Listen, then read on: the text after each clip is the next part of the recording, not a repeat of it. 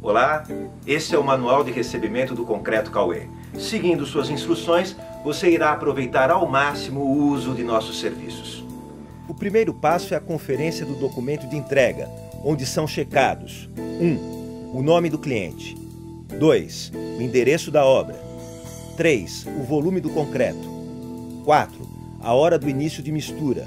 Note que o concreto tem um tempo limite de descarga de 2 horas e 30 minutos, que pode ser alterado com o uso de aditivos retardadores, refrigeração e outros. 5. O lacre. Confira sempre o número do lacre com o documento de entrega, garantindo assim o volume do seu concreto.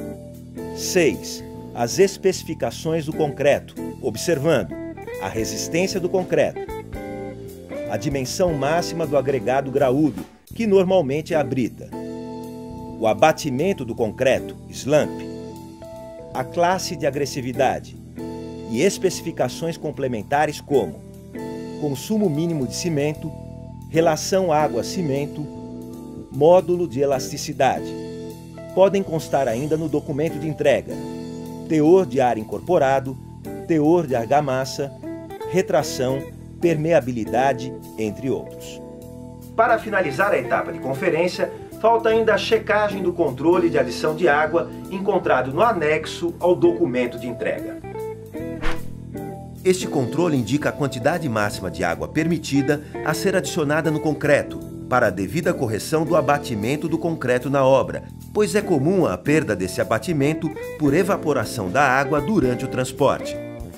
Quando necessária, essa adição deve ser realizada antes do início da descarga, de forma que não exceda a quantidade de água nem a medida de abatimento, especificadas no documento de entrega.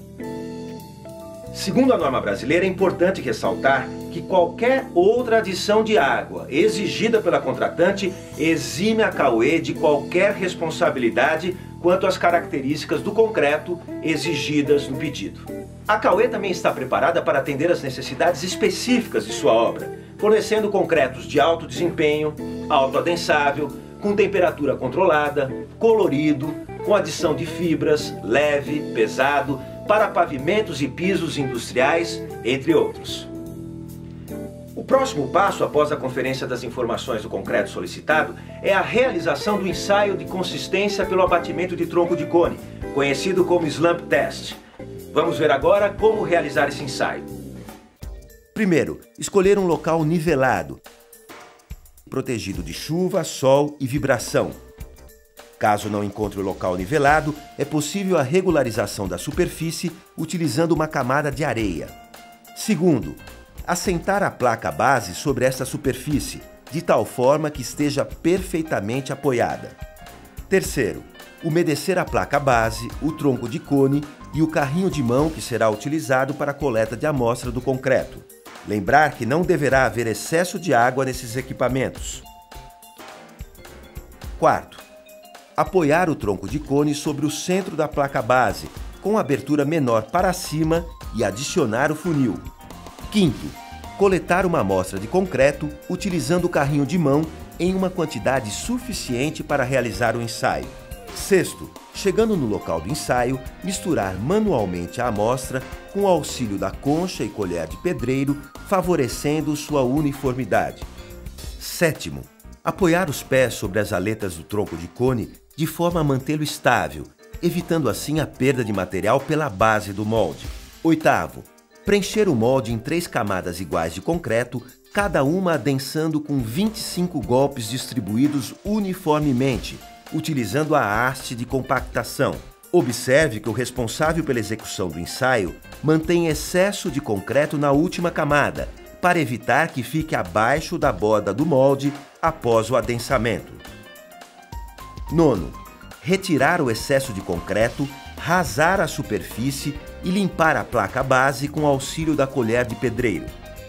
Décimo, pressionar as alças do molde com as mãos e retirar os pés. 11º, erguer verticalmente o molde a uma velocidade constante de 5 a 10 segundos. 12º, imediatamente após a retirada do molde, medir o abatimento do concreto através da diferença entre a altura do molde e a altura do eixo do corpo de prova. A operação completa, desde a coleta da amostra até a medida do abatimento, deve ser realizada sem interrupções e completar-se em um intervalo de 2,5 minutos. O valor determinado pelo ensaio deve ser comparado ao informado no documento de entrega. Estando de acordo com o solicitado, o concreto está liberado para ser descarregado. No entanto, o abatimento pode se apresentar fora do solicitado, abatimento inferior ou superior.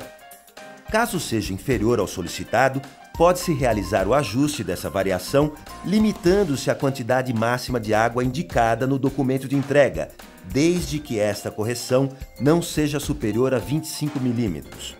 Após esse ajuste, um novo ensaio para verificação de abatimento do concreto deve ser realizado. Caso seja superior ao solicitado, o concreto deve ser rejeitado. Até agora falamos sobre a aceitação ou rejeição do concreto, baseados na verificação do documento de entrega e do abatimento do concreto. Além destas duas verificações, uma terceira precisa ser realizada: a resistência à compressão do concreto endurecido. Para tanto, devem ser realizadas moldagens de corpos de prova, a serem ensaiados posteriormente no laboratório. A seguir, conheceremos a sequência para a realização de moldagens de corpos de prova cilíndricos, com adensamento manual. Primeiro, escolher um local nivelado, preferencialmente protegido de chuva, sol e vibração. Caso não encontre o local nivelado, é possível a regularização da superfície utilizando uma camada de areia. Segundo, assentar os moldes sobre esta superfície de tal forma que estejam perfeitamente apoiados.